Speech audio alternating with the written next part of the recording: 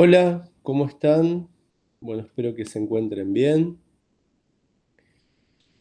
Vamos a completar la unidad 3 con este video, la clase que no pudimos tener el día miércoles pasado.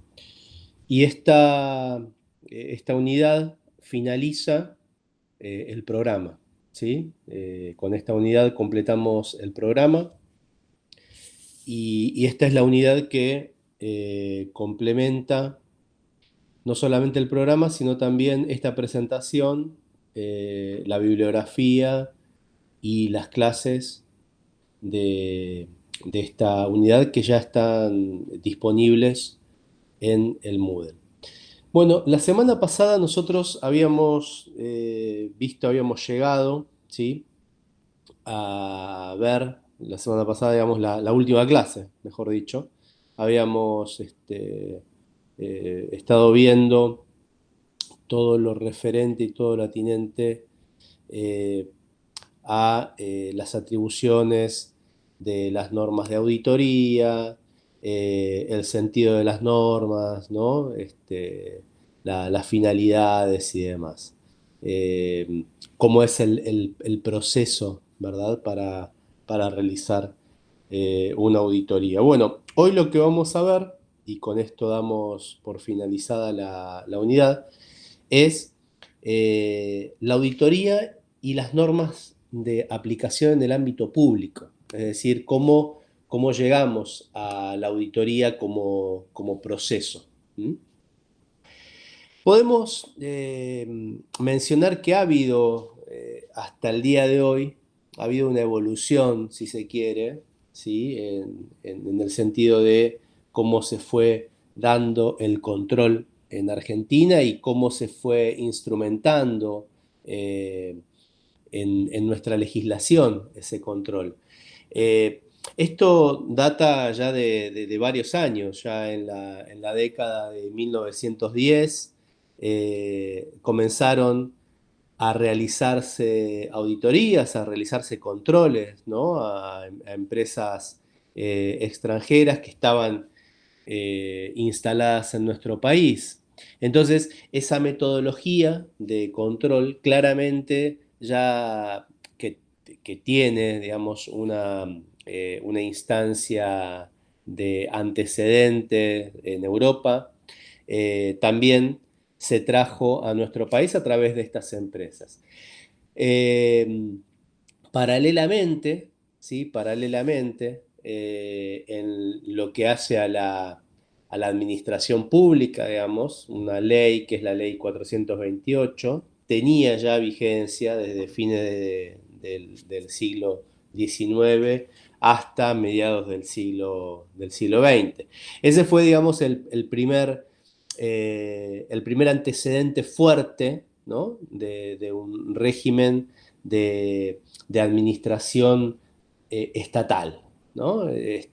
Fue el primer antecedente concreto a través de los cuales había un control, ¿sí?, un control del Estado y, y que permitía observar el paso de la hacienda pública.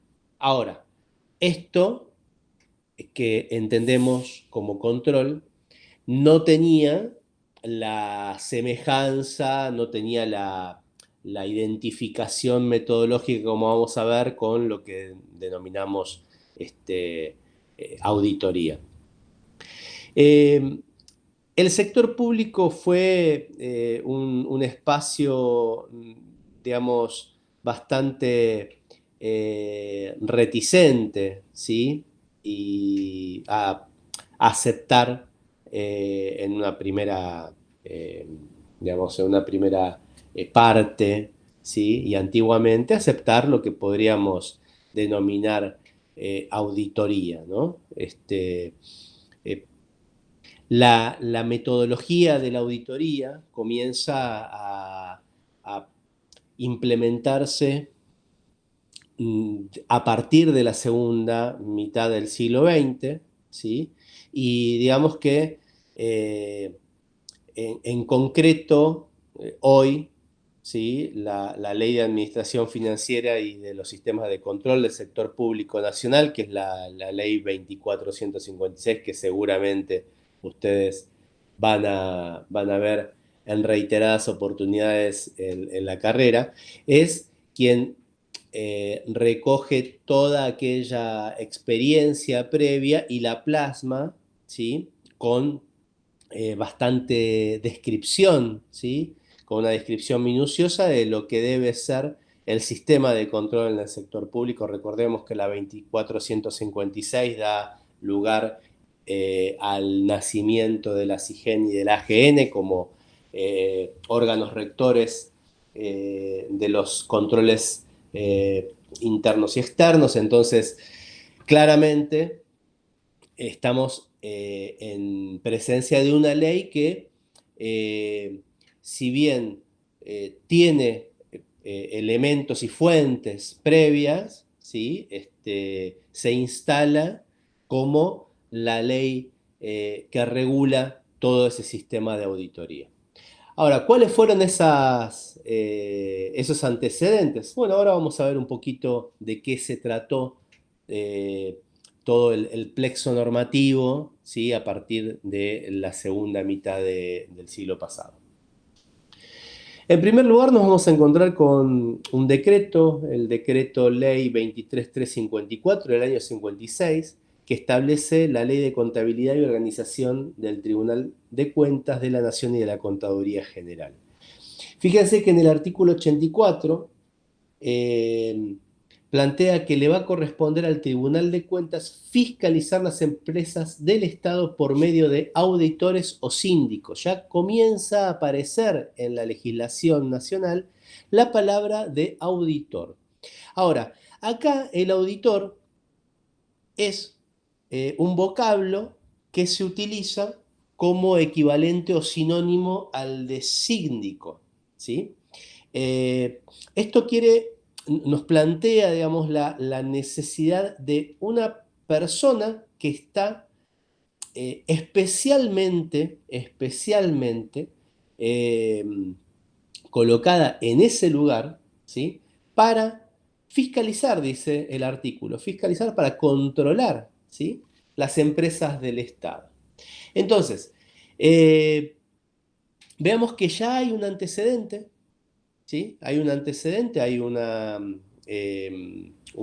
dato, hay una fuente clara que nos va a llevar a la fiscalización de las empresas del Estado, al control de las empresas del Estado. ¿A través de qué? El control a través de una persona que realice ese control, que es un auditor o, en este caso, dice la ley, un auditor o síndico. Vayamos entonces a la ley 13653. Esta ley, que es sobre el régimen legal del funcionamiento de empresas del Estado, ¿sí? Va a ser sustituido por la 15023, ¿sí? Pero sustituido en alguno de los artículos. El artículo, ¿sí? El artículo que va a sustituir la ley 15023 es precisamente este, el artículo sexto. El artículo sexto, fíjense que dice: el Tribunal de Cuentas ejercerá el control de los organismos a que se refiere la presente ley, que son las empresas del Estado, mediante el procedimiento de auditoría contable. ¿Sí? Auditoría contable. Es un tipo de auditoría. Es un tipo de auditoría. Recuerden, nosotros habíamos visto en la última clase las auditorías de gestión y las auditorías contables, ¿no? Digamos, las auditorías que son bien amplias, ¿no? La de gestión que incluyen las financieras y las contables, ¿no? Y esta plantea la auditoría contable en aspectos relacionados al desenvolvimiento legal, económico, financiero, patrimonial.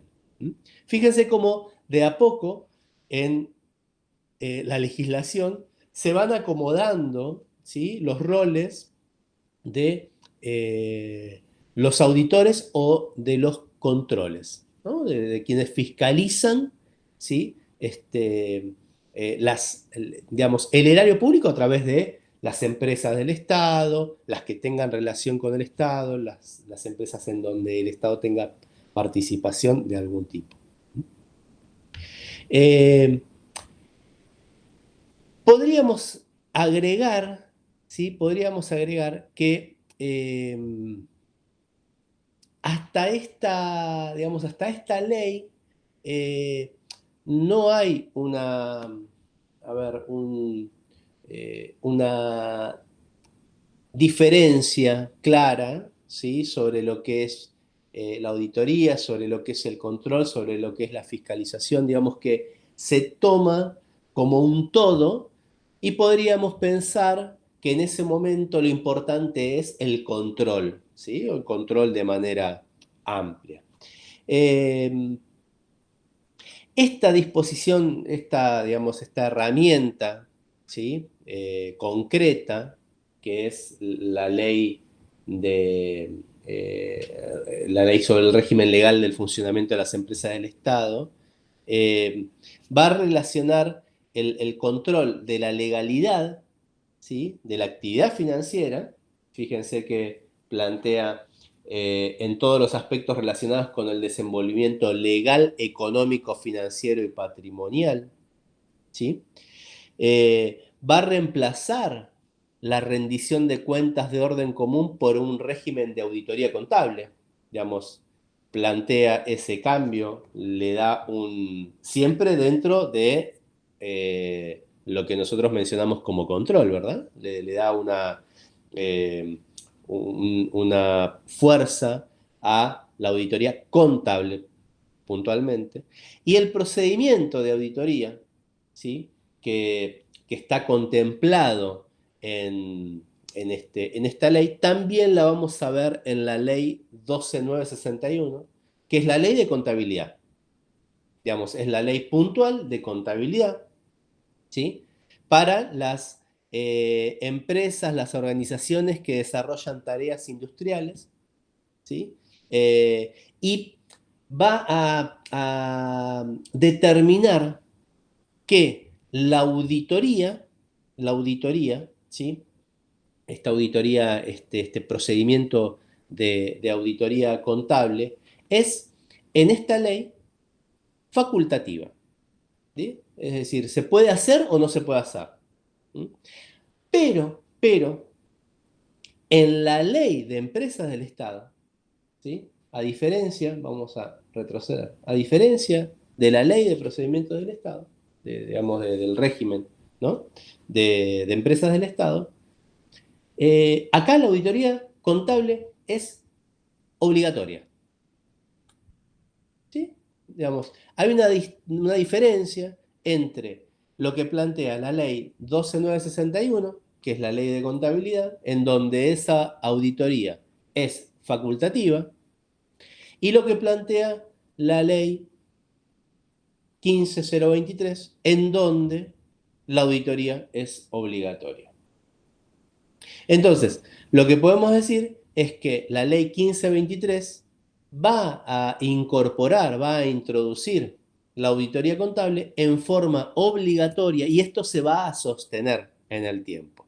También podemos mencionar que conforma esta ley un avance bastante novedoso, ¿sí? En materia de control, porque va a incorporar, ¿sí? Como forma de control la evaluación de los actos de gestión de las empresas. ¿Sí? La evaluación de los actos de la gestión de las empresas. Entonces tenemos, por un lado, una auditoría contable, pero también incorporando rasgos de auditorías de gestión. Porque va a evaluar méritos, ¿sí? En la función de los efectos económicos y financieros. Esta situación, ¿sí? Que la va a mantener la ley 20558, que es de Corporación de Empresas Nacionales, en su artículo 13, fíjense lo que plantea: establecer sistemas de auditoría externa, permanente o periódica cuando la naturaleza, dimensión o característica de la empresa lo requiera. Esta ley ¿sí? Que se va a incorporar también al sistema legal contable, ¿sí? Eh, genera el antecedente de establecer un sistema de auditoría externa. Luego tenemos la ley 21.801 que va a crear a su vez la sindicatura de empresas públicas, ¿sí? Sindicatura de empresas públicas. Digamos, fíjense que de a poco, ¿sí? Y a partir de lo que significó la incorporación del control en todas sus vertientes, vamos a ir teniendo distintas herramientas legales que conformen un sistema de control y llegar a la ley de administración financiera que tenemos actualmente. Podemos hacer un hincapié, digamos, un asterisco y resaltar que el erario público, digamos, la hacienda, ¿sí? Que así se entiende desde la nomenclatura que se le da en administración, la hacienda central, eh, tiene un control externo que no se realiza utilizando, ¿sí? Lo que es la auditoría tradicional, ¿sí? Si tomamos en cuenta el modelo de control actual, ¿sí? Sí vamos a observar que hay un control externo, ¿sí? A través de lo que conocemos como la Auditoría General de la Nación. Pero en ese momento no existía, ¿sí? No existía. Entonces, antiguamente,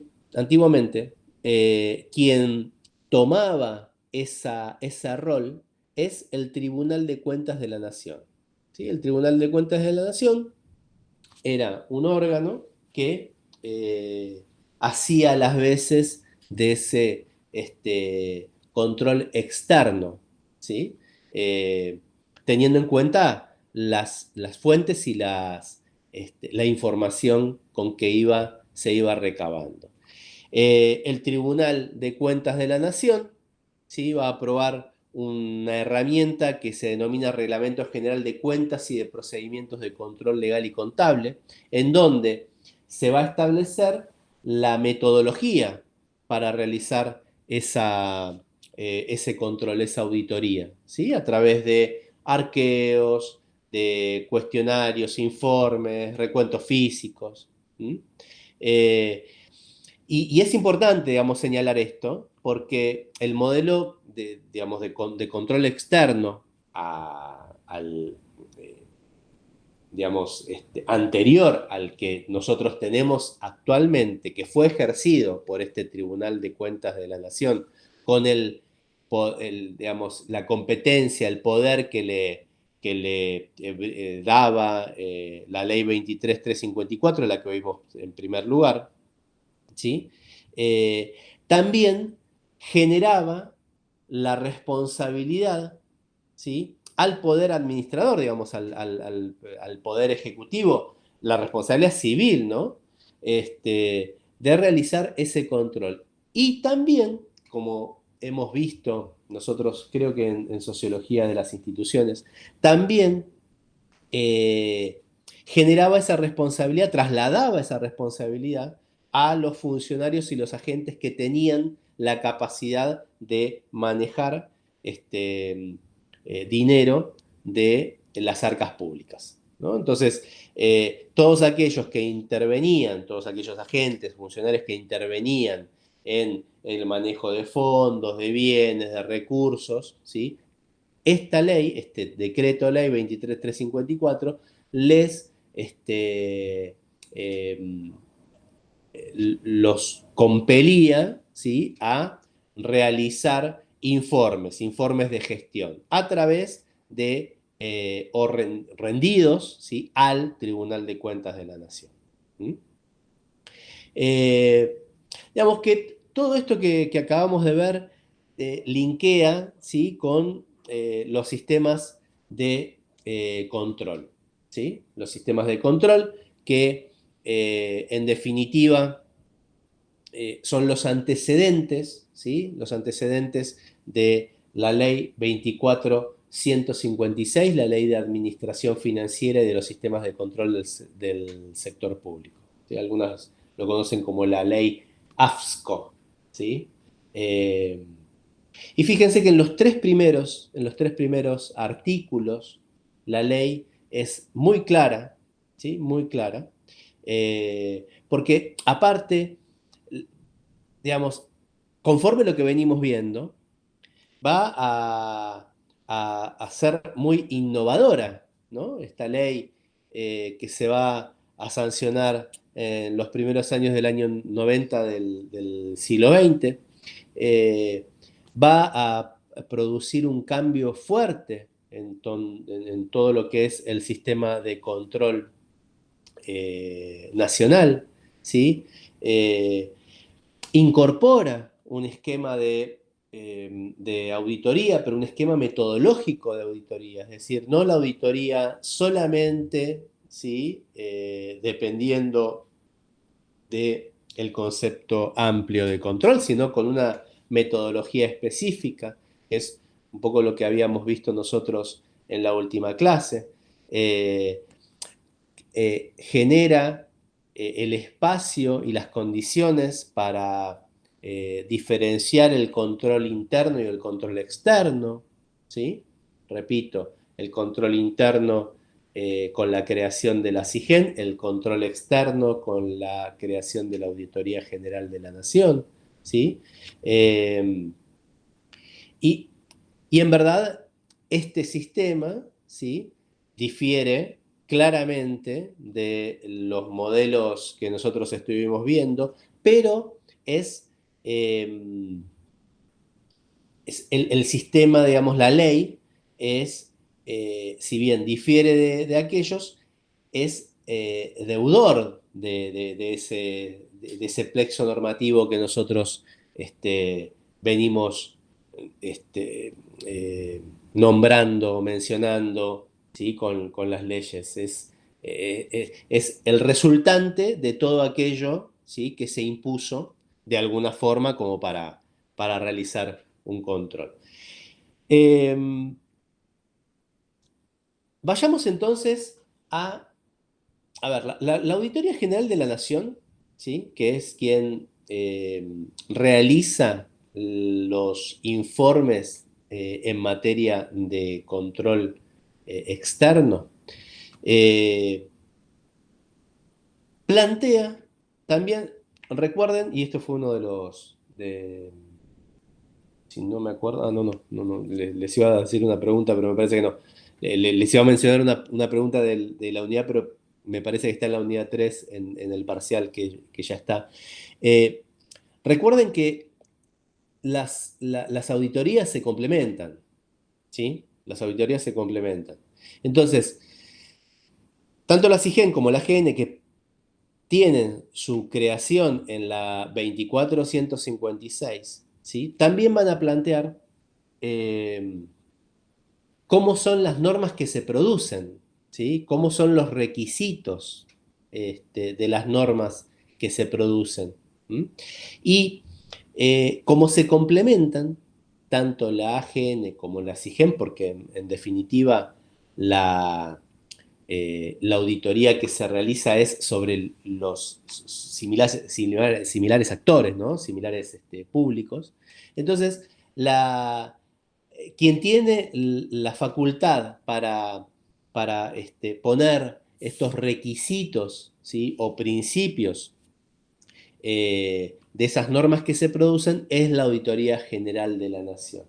La Auditoría General de la Nación plantea estos principios, ¿sí? Que ahora vamos a ver, y que deben llevarse adelante, ¿sí? Por parte de quien realiza la auditoría, es decir, por el auditor competente, por el auditor profesional. Nosotros habíamos visto la última clase algunas características, ¿sí? En lo que refiere al informe, ¿sí? Al seguimiento en cuanto a quién debe llevar adelante una especie de decálogo de las aptitudes, ¿sí? De quién debe llevar adelante esta auditoría. Ahora lo que nosotros vamos a ver es lo que refiere directamente, ¿sí? A la actividad del auditor conforme lo que manifiesta la Auditoría General de la Nación. El primer principio es la independencia de criterio. Digamos que quien lleva adelante una auditoría debe tener una clara independencia en relación al sistema que está auditando, a la organización que está auditando, digamos, y también al objeto, ¿sí? de esa organización. Tiene que mantener una actitud independiente, ¿sí? No debe haber animosidad, debe ser lo más objetivo posible en todo lo que haga a la actuación profesional, ¿no? Tengamos en cuenta que las auditorías, si bien hay una asociación de auditores, también tenemos los códigos de ética de los profesionales, puntualmente, ¿no? Más allá de la actividad de auditar. ¿Mm? Eh, digamos, esta norma, este principio de independencia de criterio, va a imponer una responsabilidad de, durante toda la actividad, durante todo el proceso del auditor, mantener objetividad en cuanto a los hechos que se van sucediendo y obviamente mantener la imparcialidad a la hora de realizar las recomendaciones y las conclusiones. El auditor que se caracteriza dentro de esta actividad eh, tiene que mostrar y demostrar, ¿sí? Una actitud eh, objetiva e imparcial. Eh, por eso es que muchas veces se plantea eh, la situación ideal, ¿sí? Que el auditor, más allá del hecho a auditar, sea independiente, ¿sí? Sea independiente. Ahora, esta independencia ya vamos a ver de qué se trata, ¿sí? Vamos a observar cuál es la independencia y que la independencia no solamente tiene que ver con el lugar de dónde proviene, sino hacia dónde realiza los informes. Eh, También es importante señalar que hay algunos casos en donde el auditor debe hacerse a un costado, ¿sí? Cuando lo convocan a realizar este proceso de auditoría. Son los que conocemos nosotros como los casos de excusación, ¿sí? Casos de excusación, si tiene algún tipo de relación de dependencia, si con el ente a auditar, ¿no? Acá estamos hablando de organizaciones o de funciones, no estamos hablando de sujetos jurídicos. ¿M? Estamos hablando de entidades, de organizaciones públicas y demás. Y de funciones, ¿no? De funciones. Eh, si tiene algún tipo de interés económico financiero, si participó en algún programa que esté sometido a la organización, si participó o fue beneficiario de algún proyecto de la organización, o si está involucrado en algún proyecto hacia adelante, ¿no? Esto es importante como para mantener esa imparcialidad y son los casos en donde uno puede excusarse. Eh, Piensen ustedes que eh, la actividad de auditoría, ¿sí? Y esto lo mencionamos, implica una experiencia bastante vasta y de hecho es uno de los requisitos, ¿sí? A la hora de seleccionar un cuerpo de auditores. No solamente que sean profesionales, sino que también demuestren experiencia en la actividad. ¿Mm? No, yo les mencionaba en la última clase, no todos o todas pueden ser auditores por el simple hecho de tener acreditada la profesión que le permita ser auditor. Digamos, hay que recorrer un camino y debe demostrar, ¿sí? En la experiencia debe demostrar también la probidad para el lugar que va a ocupar como auditor. El otro de los principios es la capacidad, ¿sí? Digamos, y tiene que ver con esto que les acabo de mencionar, digamos, la formación técnica, la experiencia profesional, ¿sí? Eh, Tiene que capacitarse constantemente, eh, tiene que conformar un equipo, ¿sí? Para poder dejar el legado, ¿sí? Con la capacitación y la actualización constante, actualización técnico-profesional, ¿no? Perfeccionarse en todo lo que haga en materia de auditoría gubernamental y estar constantemente revisando la legislación, ¿sí? La legislación para poder actualizarse. Otro de los principios es el debido cuidado y diligencia profesional. Eh, ¿Qué tiene con qué está relacionado esto? Eh, el auditor es una persona que debe mostrar prolijidad, ¿sí? A la hora de confeccionar su informe final, a la hora de eh, realizar el trabajo último, que es el del informe y el de las recomendaciones. Ahora, para ser prolijo en esto, ¿sí? Debe haber mostrado en todo el proceso de auditoría, ¿sí? La misma característica, ¿sí? Tiene que proceder, ¿sí? Profesionalmente, empleando criterios correctos, ¿sí? Conforme una metodología de auditoría.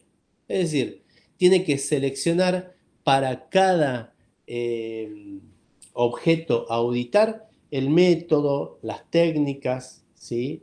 Correctas, las pruebas necesarias. ¿Se acuerdan cuando hablamos de la evidencia?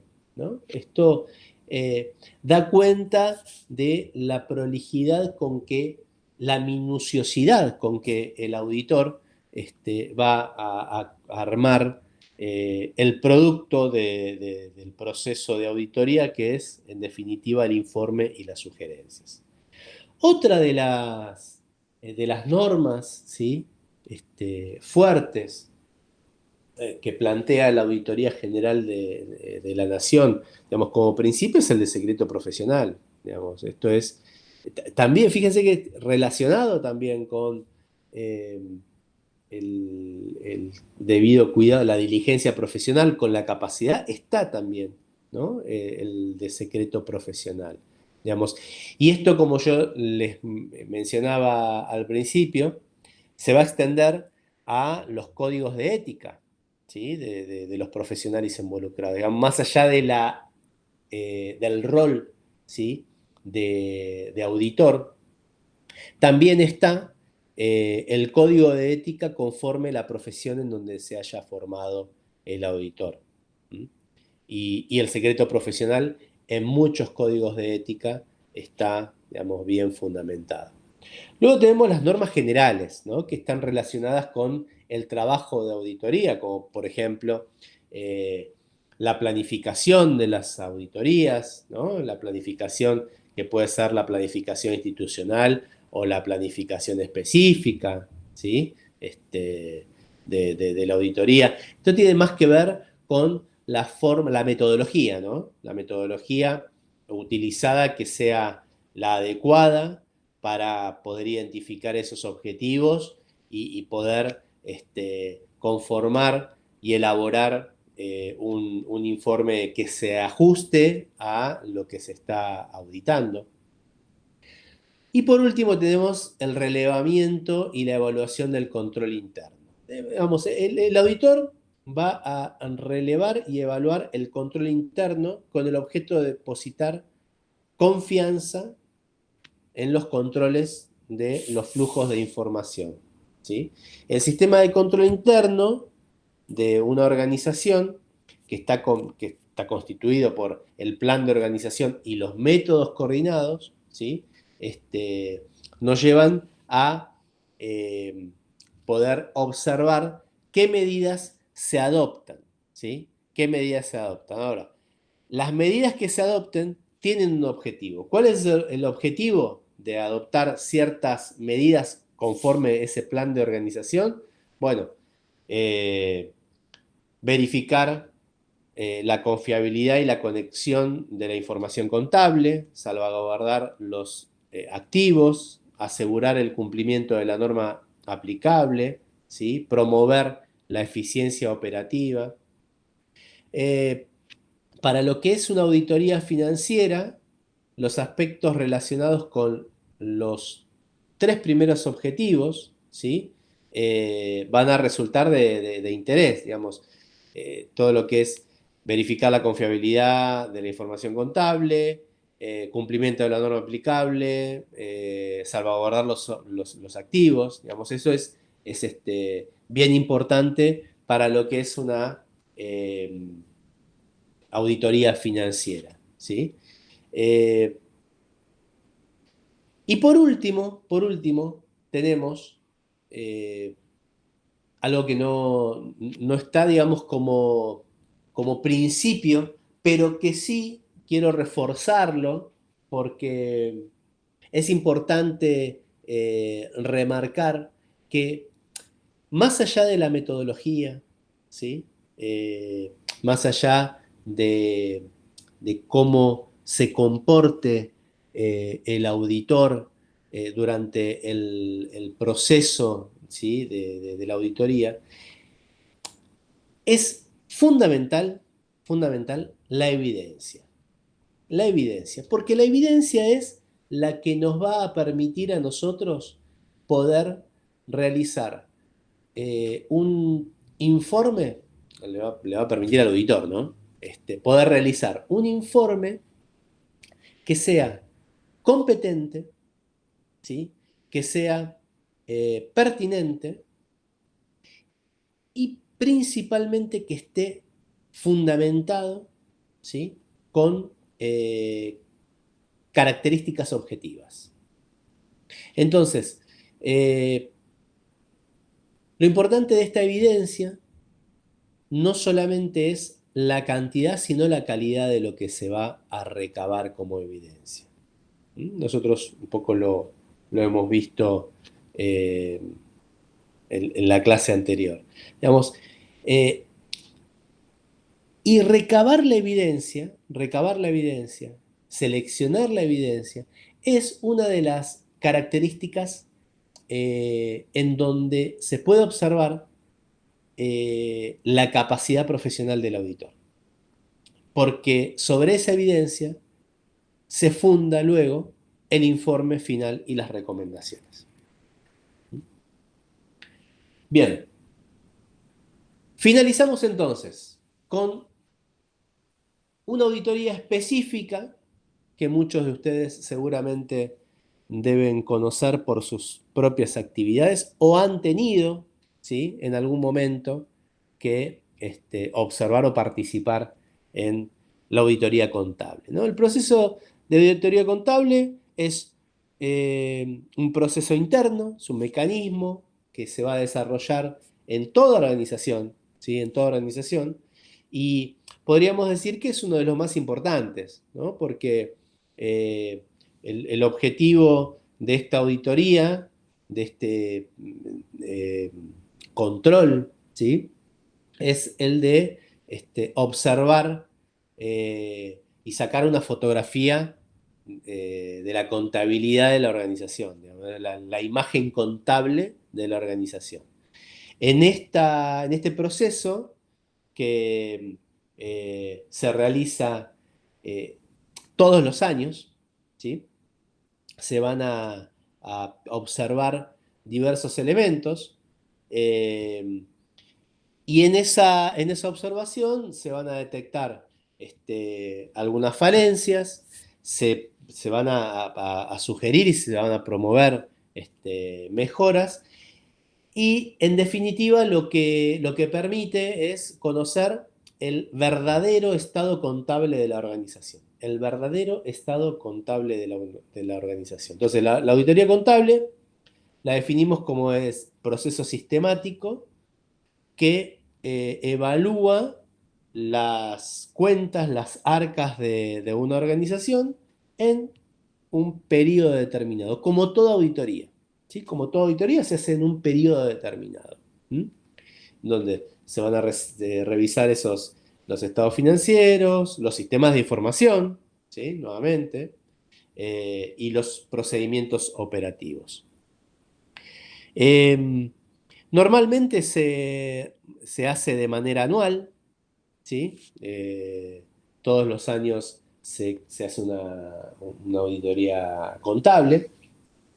Y como objetivos podemos mencionar estos que ustedes están viendo, que es conocer la situación actual y real de la organización en cuanto a qué, en cuanto a las finanzas, ¿sí? En cuanto a la contabilidad. Eh, es importante detectar posibles fraudes por parte de la organización, digamos, desviaciones contables, ¿sí? Por parte de la organización, que tengan que ver con situaciones fraudulentas, ¿no? Corroborar si el sistema de trabajo y los procedimientos que se están llevando adelante, los procedimientos operativos, son los correctos, ¿sí? Y por último, comprobar la legalidad de los productos, ¿no? Como también los procedimientos y las actuaciones de la organización. Esto en relación también con la posible detección de fraudes por parte de la organización. Bien, ahí tienen la bibliografía. Espero que les sirva. Nos estaremos viendo, no sé cuándo, la verdad que no tengo idea, porque el día miércoles primero es el parcial de la unidad 3 de esta unidad. Eh, y el viernes 3, ya se los adelanto por acá, el viernes 3 todos aquellos que deben, eh, a ver, hasta ahora no hay reprobados, ¿sí? En la unidad 1 no reprobó ninguno. En la unidad 2 hay algunos que no han promocionado, ¿sí? Eso no quiere decir que no estén eh, aprobados. Y falta todavía la unidad 3. Para promocionar, para promocionar deben sacarse en cada uno de los parciales una nota mínima de 8. No son promediables las notas por debajo del 8 para promocionar, ¿sí? Sí para aprobar. Hasta ahora no ha desaprobado nadie. Sí, en el segundo parcial, repito, hay varios y varias de ustedes que no han alcanzado la promoción. El día viernes 3, luego del último parcial, para aquellos que quieran promocionar, vamos a habilitar una instancia de promoción en el Moodle también para todos los estudiantes y las estudiantes que desean alcanzar esa condición y que les falta un poquito. Entonces, por ejemplo, quienes no aprobaron, que se da, no, digamos, no promocionaron, no aprobaron, no promocionaron. La unidad 2, bueno, se les habilitará en el Moodle un puñado de preguntas para que puedan promocionar esa unidad, ¿sí? Lo mismo para los que eventualmente tengan una nota inferior a 8 en la evaluación del miércoles de la unidad 3. ¿Mm? Así que instancias para promocionar todavía tienen, y si no después, bueno, para aquellos que no alcanzaron la promoción, eh, prepararemos una evaluación con los contenidos que no han promocionado. ¿Mm? Nada, eso les quería comentar. Bueno, gente, les envío un saludo y nos estamos comunicando prontamente. Chau, chau.